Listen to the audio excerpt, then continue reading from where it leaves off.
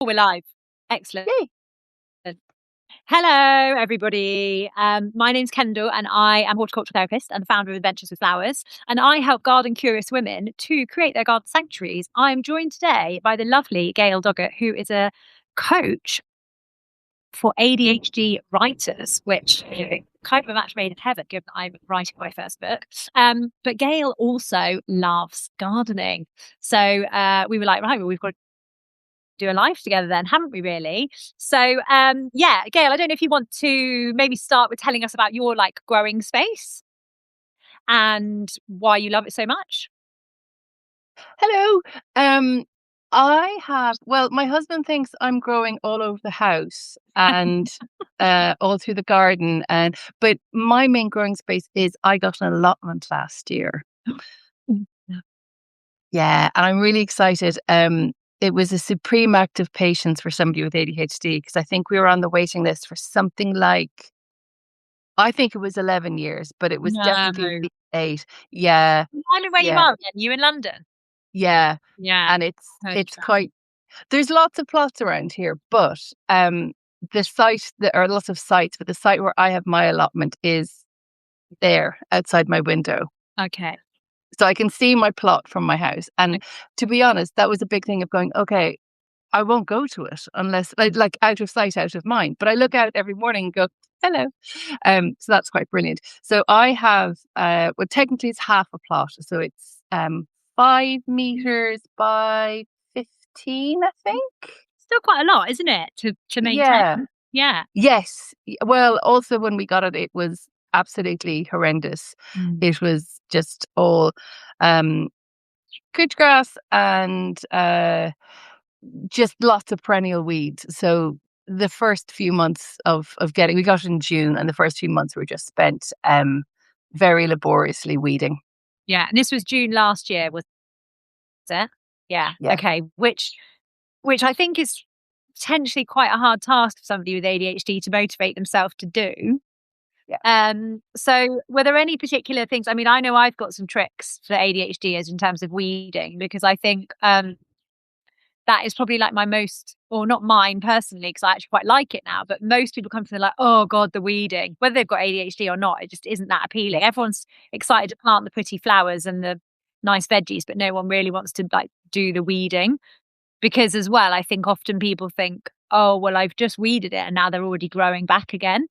Yeah. So can I share the things that I do, or I teach my clients to do to try and make weeding a bit more fun, and then you can let me know if you've got any extras. Does that sound like a good plan? Yeah, and then I Yeah. can tell you what I did, and you can tell me if it's just a scorched earth ADHD approach. I mean, yes. What's that phrase? There are many ways to skin a cat. And do you know what? I really don't believe, in fact, I'm very anti rules, which again, I think is another ADHD thing, right? Yeah. But I kind of think it's your growing space and you get to do with it what you want to do with it. So you should do that in whichever way you feel called to. Most of my work is very much about because I largely work with women, is about getting people to tap into their intuition and really listen to their inner knowing, because I think especially women with ADHD or busy brains, our brains are very, very noisy, and that can be really hard to quiet them and actually hear what our body's trying to say to us.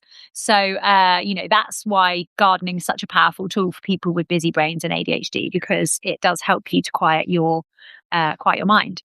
So one of the things that I love to do, and it's a real there's two things. The first one for me is rage reading, because I think as an ADHD person, I feel quite frustrated at the world quite a lot. I feel like many of the spaces I exist in are very neurotypical. They don't really understand how some very small, simple adjustments for me can actually make my life so much easier. And I find that very frustrating. So I do feel quite angry quite a lot. I'm also on the cusp of 40. So I feel also that, perimenopause is not too far away. And the hormone fluctuations as part of that are also a really big one.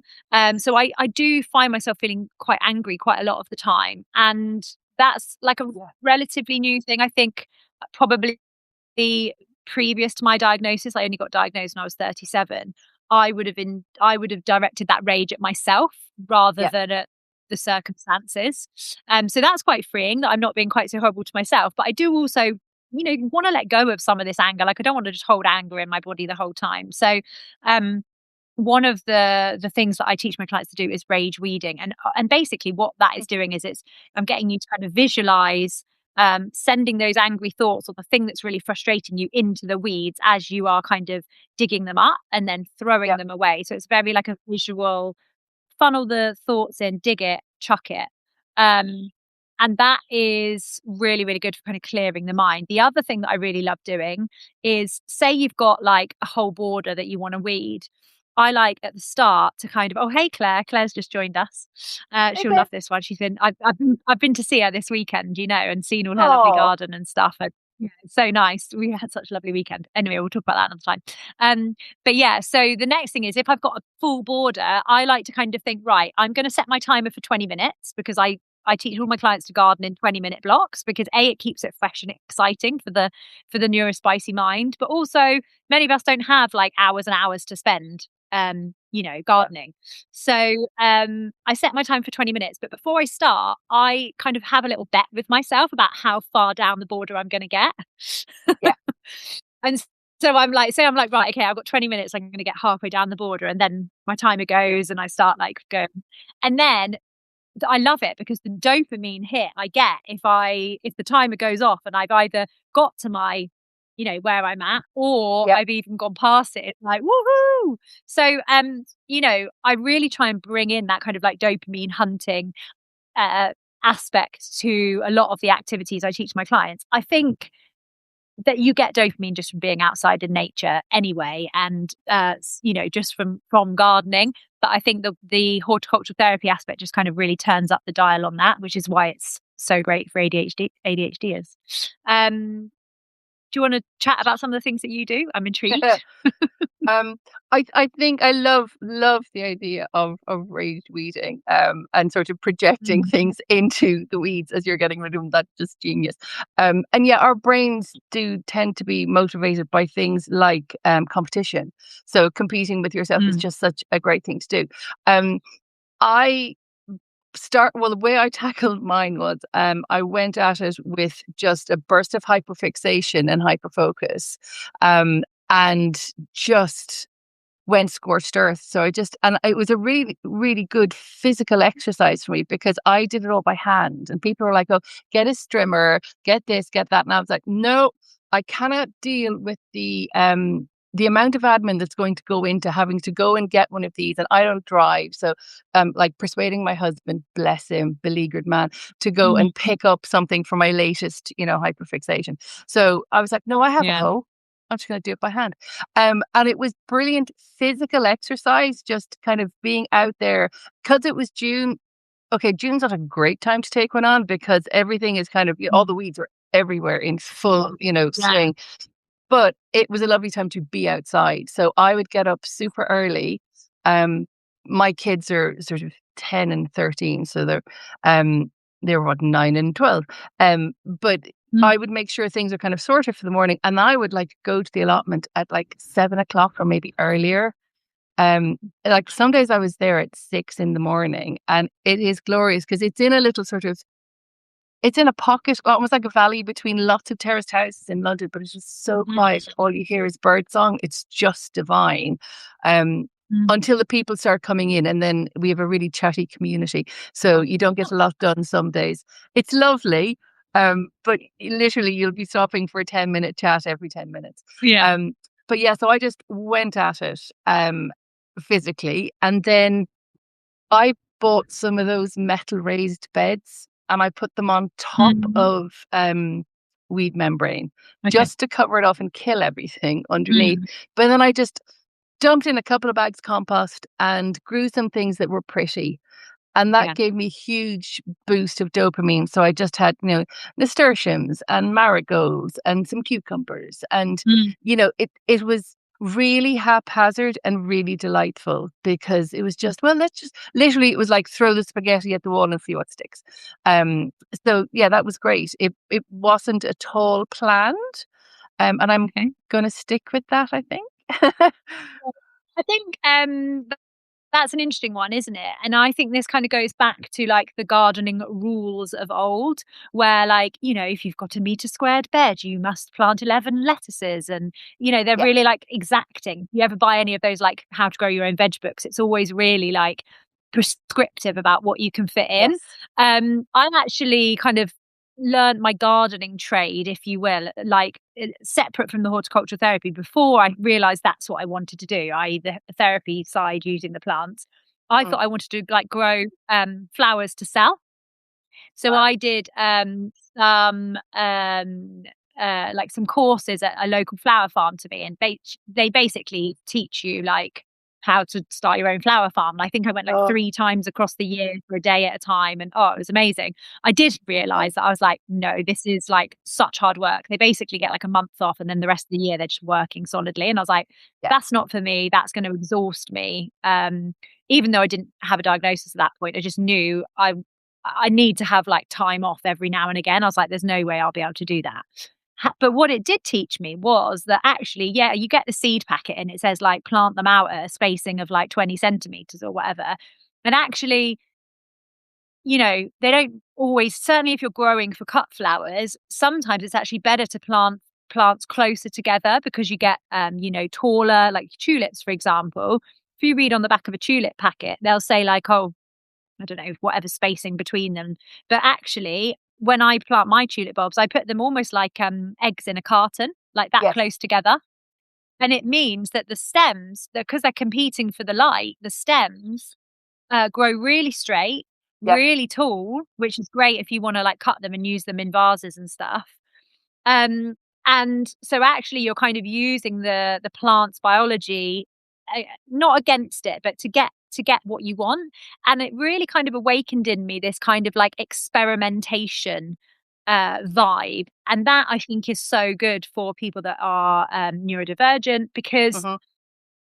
we don't always like to follow the rules. In fact, for many of us, if we struggle with PDA, which I definitely think I've got a bit of a PDA profile, Yeah. we really actually reject that. So, for when I'm working with clients, I'm very much kind of talking about, right, well, this is what I would do, but please, what do you feel called to do? Like, and try and kind of encourage them to like tap into that intuition again, and look at what's going on in their garden, and kind of, because the last thing I want to do is basically prescriptively create thousands of gardens that look exactly the same. I want them to Yeah. represent the people that who are owning them. And I think you've got to lean into whatever feels good for you, and accept the fact that sometimes that might go a bit wrong and things Hmm. might not work out. Yep. Potentially the things you choose to grow are a little bit fussy and they needed a bit more sunlight, and because you hadn't like had a really structured plan, it didn't work out. But the beauty with gardening is that you've always got the next year, right? Like, as long as it's going to become like a long-term habit, which is another thing Mm. we should probably talk about, um, Mhm. that I think you have the chance to have another go. And that is so good for building resilience. I do think so. I was thinking about why growing appeals to me so much, and I do come from a background of, you know, my mum and my dad are amazing gardeners and have Mm. a big garden to take care of. Um, my uncle's a florist. It's kind of always been flowers and growing, around me and the family. But Mm. I was always kind of, well, a bit, I suppose, teenagery and ambivalent to it. And my mum always said to me, when you have your own garden, it'll change. And then I got my own garden and it didn't change. Um, I think I just wasn't sort of ready for it. And also got my first proper garden just when I got pregnant with my first Okay. son. And life was changing a lot at that time. Funnily enough, the man that we bought the house from said to us, "Are you interested in an allotment?" And we sort of went, maybe, like not really sort of understanding why he was asking.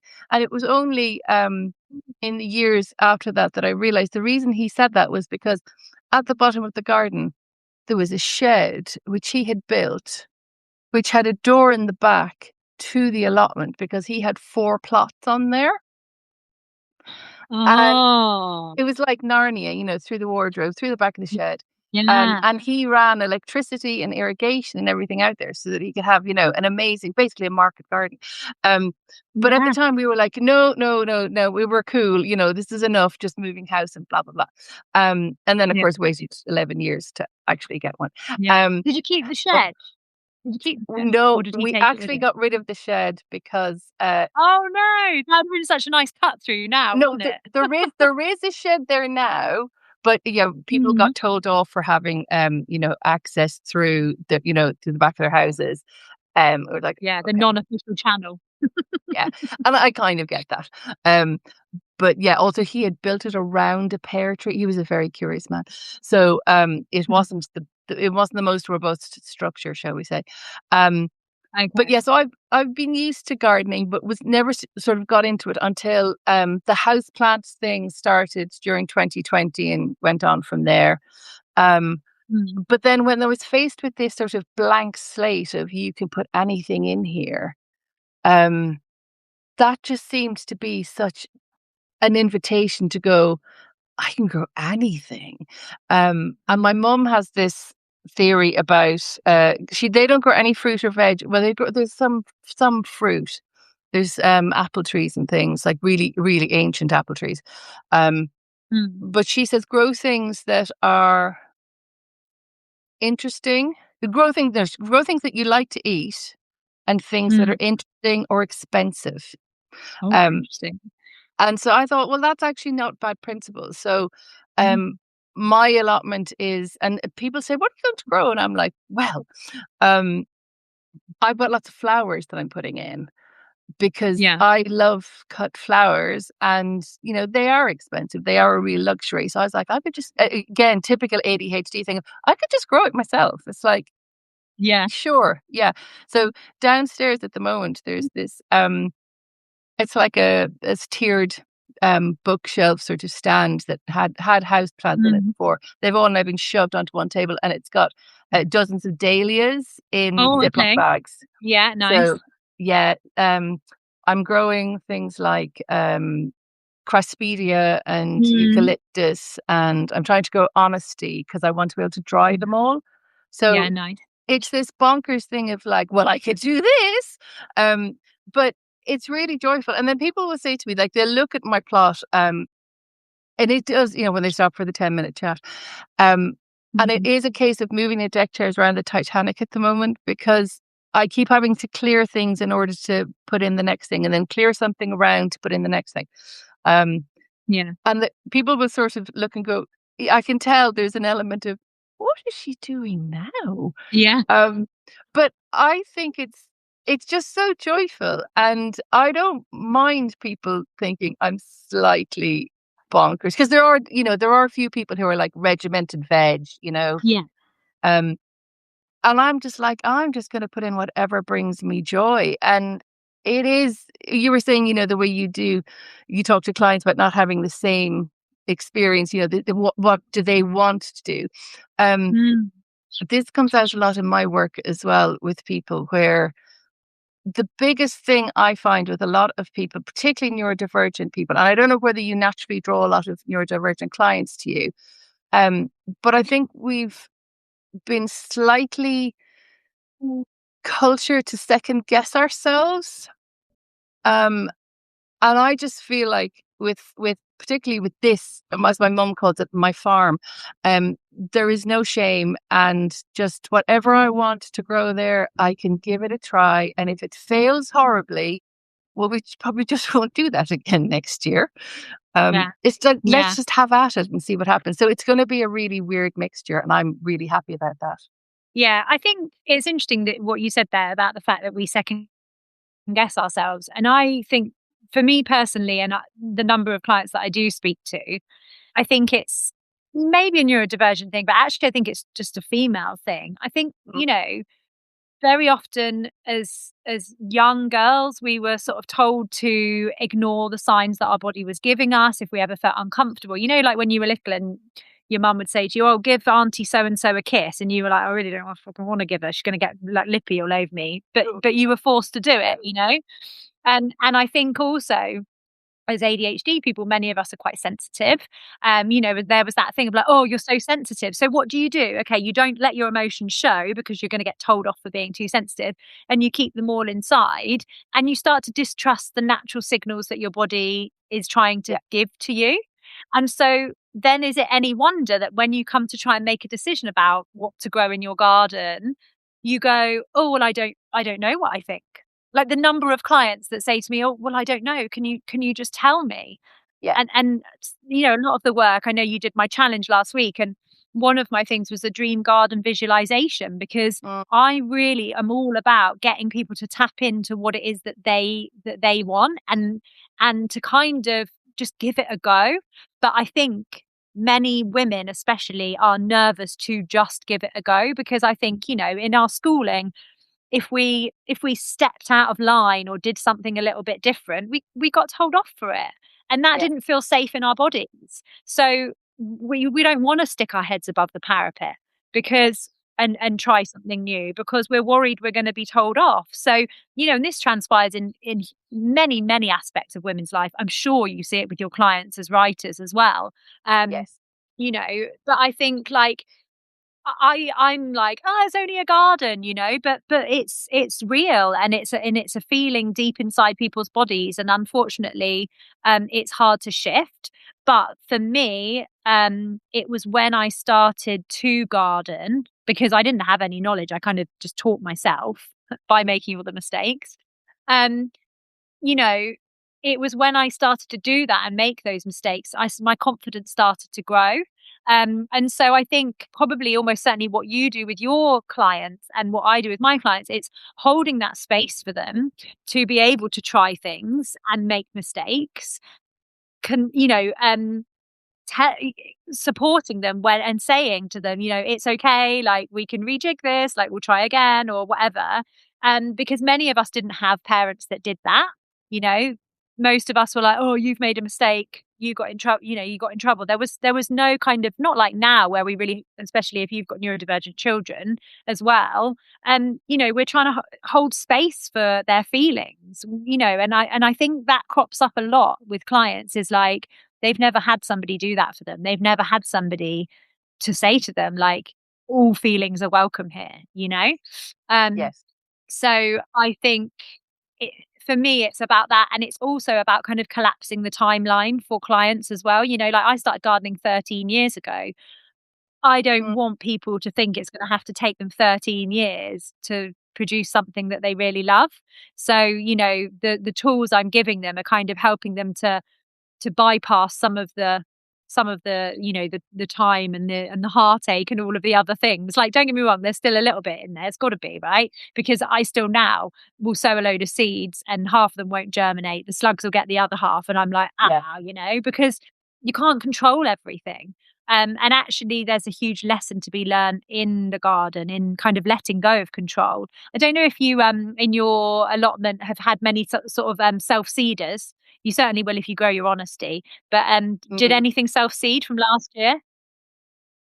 Not really, Um, because most of the things I either took out and composted, because I obviously got really into composting as a hyperfixation. So it was like, okay, that looks like it might be dead enough. I can put that in the compost bin now. Um, yeah. yeah, there wasn't too many self-seeding things, I don't think. Apart from the, I've got one neighbor who well, one plot neighbor, right, they've they grew a lot of like this really big blocks of the same thing. So they had lots of sweet corn, lots of potatoes, and then a bit of Okay. a pumpkin patch. And then on the other side, I have a neighbor who has a really interesting approach to gardening, which is she's leaving a lot of her sort of what I would think is the potential untouched, and she's just Mm, ignoring a lot of the plot. But she's and I know that this it depends on what you want to grow. Like there's the fewer options for things to grow over the winter, obviously. Um, yeah. but she's got garlic in. She's dug up a little bit more to plant something. But last year, when we got Mhm. the plot, looking over at her plot, I realized that what she'd done was she just sort of dug holes at regular intervals, reasonably regular, but Mm. not a lot. And it kind of felt like she'd maybe stood on her path and just fired vegetables over. Um, Right. yeah. So she'll do things like she'll plant, she'll like, which is absolutely a legitimate way to do this. She'll, just plant a tomato and then it'll rot down. The seeds from that tomato will turn into shoots, will Yeah. grow. Um, but she actually used to, or her sister had my plot before. Right. Yeah. So for ages last year when I was sort of I'd be like, because I'm trying to identify things going, weed, not weed, weed, Yeah. not weed. Don't really know. And Yeah. then I'm like, weed, not weed, potato. Um, because she just seemed to have like potatoes everywhere. I Right. love a potato, don't get me wrong, but just seemed like the most random. I mean, if I was being you know, uh sort of mean about it, I might say it was quite a neurodivergent way of gardening, but it really just Oh, felt like she really? just stood Okay. there and went, ping, Yeah. throw things everywhere. So yeah, I found a lot of potatoes. Yeah. Did you get to There's eat them at least? well, the thing is, I did pull some up and they looked in pretty bad nick. So I think it might have been a potato from the year before. So Ah, it's like, fine. So you just binned them. yeah. Well, at least it added to the compost, eh? Oh yeah, absolutely. And there was a huge patch of strawberries, which was lovely. But again, strawberries don't last forever, and I had no idea how long they were being there. So what I did was I repotted all of the runners. So I Yeah. knew that they would be newer plants. So they're living in my garden at the moment and need to be ferried back to the allotment and planted up. Yeah. Um, but yeah, it was mostly what I most dug up actually was infrastructure. So I've dug up lots of these big planters that I've repurposed and put my strawberries in because I love a bit of like, I have a very sort of ADHD to approach to like gardening stuff where it's either I want the official proper thing Mm. or I want something I've tied together with string and wire and Okay. is just an old bucket and then that's great. Yeah. So it's a real visual hodgepodge, which I'm totally fine with. That's quite But nice, right? And like, yeah. I kind of think don't get me wrong, like there are some beautiful Instagram accounts out there, but I think what I find is it puts people off gardening because Mm, they see these Instagram accounts and they're like, "Oh, well, my garden could never look that perfect because I don't have loads of time. I've got young kids or elderly yeah. parents to care for, or I've got a really demanding job and I'm lucky to like get 20, if I can get 20 minutes for myself every day out there, that's like a win. And I'm never going to be able to keep it looking as good. And so I think that's like one of the things that I really want to kind of try and undo is that like that Mm, perfect um, you know, look of gardens, even things like we see on the TV, don't we? They come in and they transform the garden, and yeah, it looks blooming great, yeah. doesn't it? When Alan and his crew have been in and done it. Mhm. But I'd love to do like maybe someone will employ me to do that, like a revisited show, like a year Yeah. later, because it's like I bet your bottom dollar they don't teach them how to look after the plants. And It's so I could exactly go like in the NCT. It's and like they teach you stuff. how Yeah. about the baby, but not like what to do after the baby comes. It's Yeah, two exactly. very Yeah, different like, oh, skills. yeah, this is how you breastfeed, and you get like 10 minutes showed how to do it, and then literally you're just fending for yourself when the child actually Yep. arrives. Or this is Yep. how you change a nappy, but there's very little on the child will never sleep. They'll constantly want to be held. They don't tell you that bit because maybe you Nope. wouldn't ever do it, right? So, True. yeah, I feel like I am like the antithesis to that kind of perfect world Yeah. because my garden isn't Jesus. I'm looking at it here. This decking that I'm sat on really needs replacing. It's like 10 years old. There's holes in it, and we keep having to put chairs over the holes so people don't like fall Strategic. down the holes. And I keep saying to my parents, keep saying to my husband, we just need to book in and do it. Otherwise, we're not going to have enough chairs left to cover the holes. So we can't like have anybody round because it will just be a death trap. I think we only have so much time, and often, I mean, it's great that you've got like a half plot because I think a full plot is a lot to manage. Yeah. The other thing I wanted to talk about was how you keep up, and like how you keep the excitement and energy of going to the plot every day. Because do you have like, for me, I really struggle like energy wise, especially with my hormones. You know, sometimes in the month I'm like, yeah, get out in the garden, and I'm out there for ages and I'm loving it. And then other times I'm like, I just want to go on the sofa and do nothing. So how do you kind of keep that energy up for going Um, there? One of the things that's worked quite well, I mean, I'm still, as I said, moving the deck chairs around, and I'm still doing things like making beds. Weirdly, one of the things I've got really involved with is actually the kind of community side of the allotment. So, Mm. I did a few things, like I set up a community seed box and a seed swap, because I think saving seeds is just an absolute no-brainer. But it also kind of Mm. clues. One of the things I find amazing about it is the seasonality of it, right? So it's like, okay, I what should I be doing at this time in the garden? And not in a prescriptive way. And it's like, what do I get to do in the garden at this Yeah. stage? Um, and it because it makes me go outside. It makes me look at the weather. It makes me focus externally when sometimes I can overthink and really kind of focus inward too much. Yeah. Um, so I do think as well, going regularly to the plot does help so much with things like weeding, because all I have in at the moment is I put some broad beans in. I don't even know if I like broad beans, but like it's one of those things like, oh sure, I'll try them. I can Fine. sow it now, so I will. Yeah. Yeah, very much so.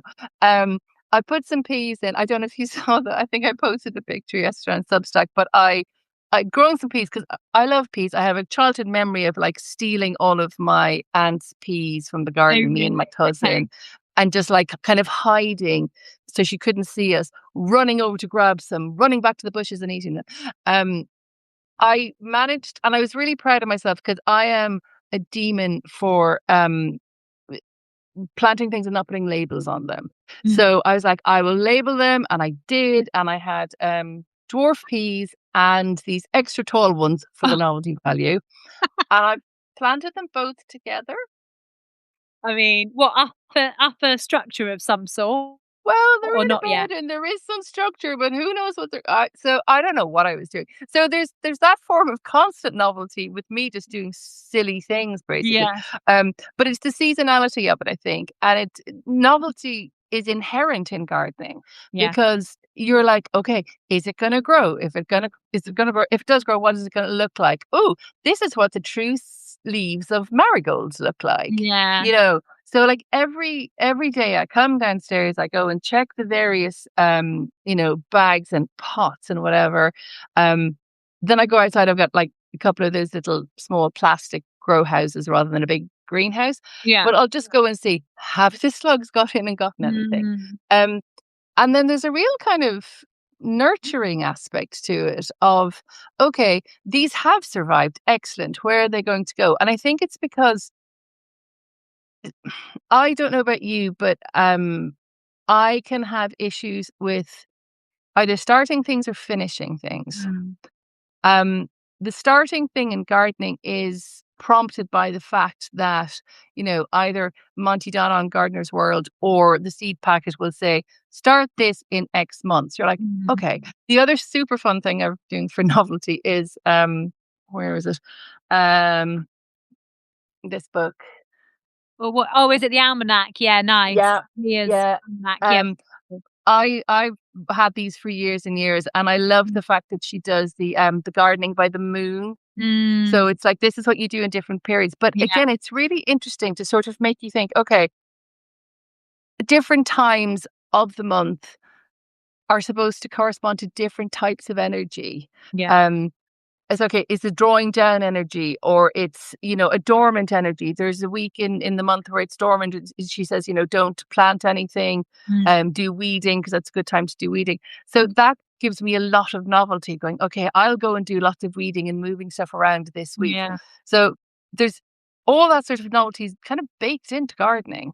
Yeah. Um, and that helps me to get outside, go, okay, there's also an element, which I think works really well with the PDA, because it's like, oh, what can I do? What can't I do this week? And thinking, will I go with it? Will I rebel against it? Um, Mm. it's just, there's so much fun, I think, in Yeah. it. And Playful. so much, yeah, you can change it up so much, but also you get to the stage where there's things growing, you're like, okay, that really needs a bigger pot now. That's getting ridiculous. Yeah. Um, so there's all these stages where you're pushed, I think, to do things. And that can, obviously slightly backfire as well. Like, so when we got the plot last year, we just got a phone call out of the blue in June to say, would you like the plot? Yes, absolutely. And we were going on holidays in July, like most, people with small children do. Yeah. And we came back after, 10 days seeing my parents in Ireland. And I just could have cried Oh, when I looked at the plot oh because no. there's just weeds back everywhere. And obviously it wasn't like starting from scratch, but it was a useful kind of reminder to go, okay, if you're going to do that next year, fling some cardboard boxes down before you go. Yeah. So Yeah. there's a lot of learning. Yeah. I think one thing you kind of just started to touch on it there was like, how do you stop feeling overwhelmed? Because many people that I speak to are like, oh, I know if I plant lots of things in my garden, I feel like I'm just going to feel overwhelmed by it. Like, is there any, do you find that, or do you, I mean, the way I approach it with my clients is like, let's just start on one small area, get that looking really good. Because I find what often clients do is they'll try and do a bit of everything in the garden, and then they don't see that visual change, which will give them the dopamine hit. Whereas if they focus on Mm, one area and get that looking really good, that gives them that dopamine boost they need to keep going, and the confidence boost of like, oh, I can do this. yeah. So that I think has been quite instrumental. So, but I wondered if there was other things that you'd found, or if perhaps you'd felt very overwhelmed. I mean, you said obviously then when you came back from your holiday away. But are there other times? I know you've probably only really done kind of, not even a full growing season yet. No. But often people say, like, oh yeah, I'm just feeling really overwhelmed by it. There's loads to do. And obviously we don't need any more overwhelm in our lives, really, do we? As We really neurodivergent don't. women, we've got a lot No. like on our plates. So Yeah. I think it'd be interesting if you have felt that, and if you did you have any tools that maybe you'd use with your writers that you tried to use for yourself in the garden or on the I allotment? think well, one of the things, like, when people stop for the chat, the other thing is the water tank is at the top of my plot. So everybody stops by the water tank. Oh, But okay. which is lovely. But everybody will say to me, "Oh, you're doing really well. You don't have to do everything at once." And immediately my brain goes, "I think I do. I think just by virtue of you saying that means that I absolutely do have to do everything at once." Yeah. Um, but for me, I sort of zoned it. Um, and I think that it's sort of something I do with people who are writing as well, because um, people often come to me and say, I want to write a book, or I'm stuck, where I am with my book. And I get them to talk through where they actually are in the process. Because sometimes what they're trying to do is to do everything at once. But if you do that, you're confusing too many things, and it means you don't get any progress made at all. So it's like, Yeah. sort of digging one bed and throwing, the earth onto something else that was Mm. growing, or, flinging a pile of, bindweed roots into a bed where they'll And just reroot. So shifting the problem. absolutely. So Mm. I think zoning it does help by saying, okay, what am I actually trying to do at the moment? Mm. Am I trying to clear everything up? If that's the way you want to do it with a blank slate, absolutely fine, go back to basics. But sometimes what Mm. you might want to do is say, do you know what? I'm going to do one very specific thing. So I'm going to, you know, um, figure out why the character arc isn't working for the main character, as opposed Mm. to I'm going to start a structural edit where I move everything around. When you're gardening, you might need to do some structural edits of going, do you know what? I can't grow the same things, the same bed, year on year. Yeah. Absolutely. Have a list, write everything down, and keep an eye on that. But I think zoning it helps you to go, okay, the thing that really needs to happen, like on my plot, the back of it, the very back was horrendous with brambles. So we're talking like brambles that are kind of 2 inches thick because they've been there so long. Um, yeah, and they were difficult to get rid of and to cut back. And I didn't want to. People were saying, "Oh, maybe weed killer." I was like, I don't want to use weed killer. No. So I ended up my dad was like, "You need a mattock," and I was like, "I don't even know what that Yeah. is." A mattock. Oh, I love a Mhm. mattock. Great. Yeah, I mean, that's a proper weapon. Yeah. Um, if people don't know what it is, it's basically it's a bit like a Looks pickaxe. like It's a that. cartoon character, yeah. Yeah. A big flat blade at one end, and then a sort of perpendicular blade, to hack things out with.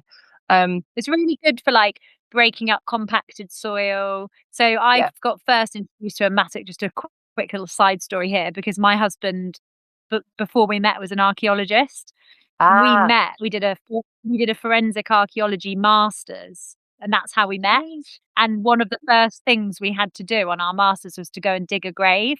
And I remember he picked up this tool, and I was like, I have like from the pile of tools that we all got given. And I was thinking to myself, what on earth is that? But it's very effective if you need to dig a big hole. It's really good for breaking up the soil. Yeah. Almost like cuts through, doesn't it? Yeah. Oh, it's an Yeah. Anyway, amazing sorry. thing.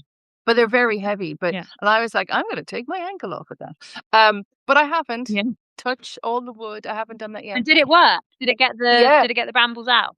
Yeah. Yeah. Well, so there's a built up bank. There's a sheet of corrugated metal and there's loads of stuff on it. Then there's a bank in front of it with still lots of brambles. Yeah. But I was like, okay, I'm going to dig this out. I'm going to sort this out. And then I realized what a huge task it was. And so I decided to balance things and to give myself some sort of dopamine joy, put the raised beds at the front, so used weed membrane to cover the weeds, divided the plot into three. So the first part Mm. was for growing things, even if it looked a bit shabby. The middle bit, I Mm. just covered over and I left. The end Yeah. third, I kind of started to tackle. I cut down all the brambles. I then didn't worry about them. I just put. Mm. Still have a massive pile of brambles, but they're all dead now. Yeah. Um, Yeah. I started pulling out the rubbish because I think actually maybe. I mean, I pulled out some. We've just done a huge community day and a big collection, and we had somebody come and take all the metal off the site. I literally pulled out the entire framework of an aluminium greenhouse that someone had People are squashed. so annoying. Why would you just leave Yeah, it there? Yeah. it was just squashed like the because it was hidden by the brambles for years. Ah, okay, I see. Yeah. Yeah. So, and it was really annoying me going, I want to be able to grow on all these stages, but it's like, no, grow in the front, leave the middle Yeah. fallow, go to the back. And now, after like last weekend, I've suddenly seen a massive leap in progress because all of the Mm. metal is gone. Most of the Yeah. brambles are kind of manageable. I've been taking lots of stuff out of it. It's going to be my pumpkin patch at the back. Mm. Because Yeah. my son he's going to grow those, huge, The monster. yeah, like Halloween proper, grow to 50 kilos type pumpkins. And so it's going to Yeah. be brilliant. Again, Yeah. random and brilliant. But it was Yeah. that thing of going, okay, focus on what you need to focus on, which is some joyful things at the front, prepping the middle section, and then gradually, like literally some of that stuff that I'm still getting rid of gradually has been there since last July.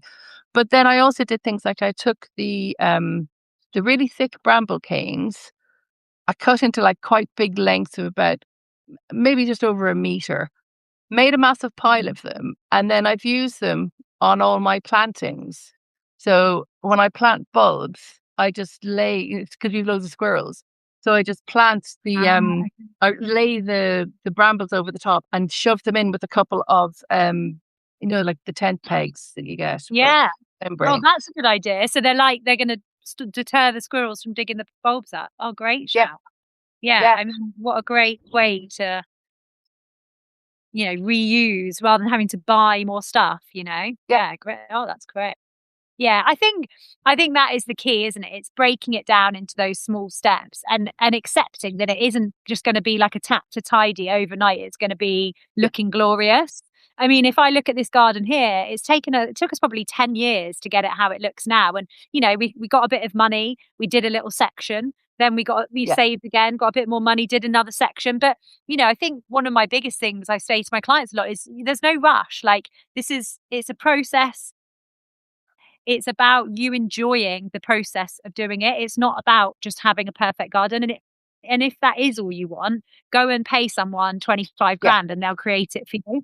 Um, Yeah. but if you want the joy, the daily joy of actually getting out there and doing it yourself, and creating a sanctuary that like truly holds you, then the only way to do that is to do it yourself. And I think for a lot of people, you spoke there about kind of breaking it down into a plan. For a lot of people, that just feels too overwhelming. I get it. They haven't got the time to Yeah. research, do the books, look on YouTube. They don't want to do that. So my current program that is open at the minute is called Bloom, and that's exactly what it is. It's literally like a daily activity every day that's no more than 20 minutes. And it takes people from, feeling kind of embarrassed and overwhelmed by the garden that they've got to by the end of the year together, because it's a full year, because I think it's really important to have that full year Yeah. to see the garden in all its shapes and sizes and everything going on. Um, and then by the end they have something that they're really proud of. And in a similar way, it's probably like writing a book, like you have the idea for the book, and then how do you then break it down into the different chapters, and then you focus on a chapter at a time, and then by the end you've got something that you maybe are feeling overwhelmed at the start by the thought of writing it, but by the end you've actually created something that you're really proud of. So there's real parallels there between, I think, Mm, book writing and gardening. And it's so lovely that like your gardening and the allotment space is kind of able to support your clients, so I think that's such a yeah. nice parallel there. So, and I'm Exactly. hoping my garden will support me to write my book. Yay.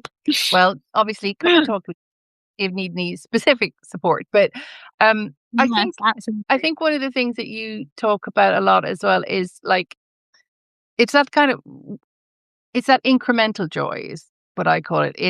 It's even Like if you are microdosing. yeah, even if you're doing something that is a bit boring or you're not wildly keen about, whether it's on a book or on a garden, give yourself a reward. Like I am a huge proponent of gold star stickers, you Yeah, know? Give yourself a sticker. I mean, I've got a specific garden diary. yeah, Um it's my nice. it's, a lovely love and it is indulgent Japanese diary, but like at the front of it, I've got all of the notes of like, this is what I planted, this is what I Yeah. went down and did. And even if it's only like, I watered or, and I also then sort of doodle plans in here around what Mhm. might go together, what I could plant in beds that would work together in terms of companion planting. And, I know there's certain things you shouldn't mix, but they're all gone out of my head because I'm like, yeah, fine. Okay. I won't bother remembering that. I'll just remember what I do have to plant Yeah, together. Um, yeah, but it's giving yourself that little having a record. I think in the way that you develop a writing practice, I think you develop a gardening practice as well.